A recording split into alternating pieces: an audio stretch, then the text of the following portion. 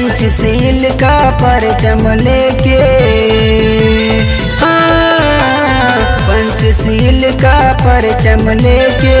ज्ञान के बात बतैलू शरण का बुद्धि के गैलू शरण का भीम के गैलू बुद्ध कदम सारे दुनिया में सबसे महान हो बहुजन महापुरुषों के अमर नार खूबे लगैलू शरण का बुद्धि के गैलू शरण का भीम के गैलू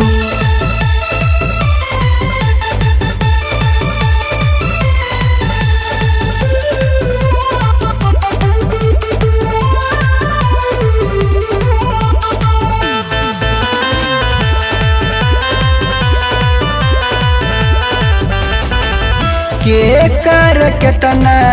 में बाटे समान होला मानो मानो में एक समान में एक समान के कर केतना में बाटे समान होला मानो मानो में एक समान ऊंच नीच के भेद रह जावन मन से अपन मिटैलू शरण का बुद्धि के गैलू शरण का भीम के गैलू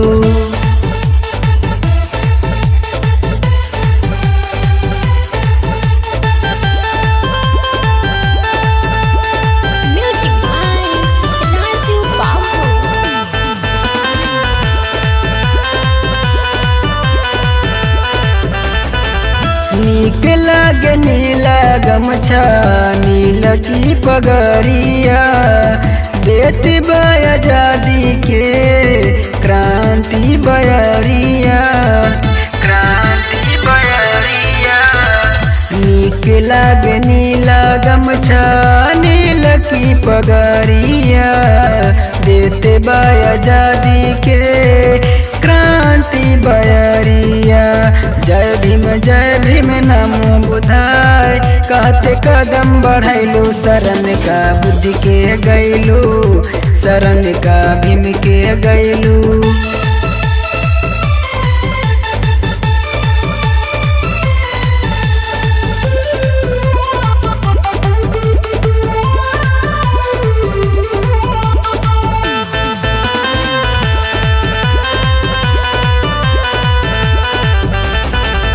ये तो पंचशील का झंडा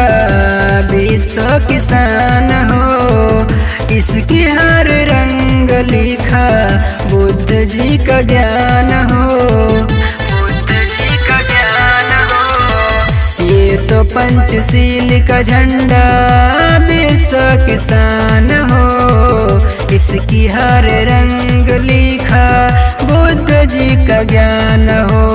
गावे अजय बुद्ध बिंदु जी के गीतिया डीजे पे खूब बजैलू शरण का बुद्धि के गैलू शरण का भीम के गैलू।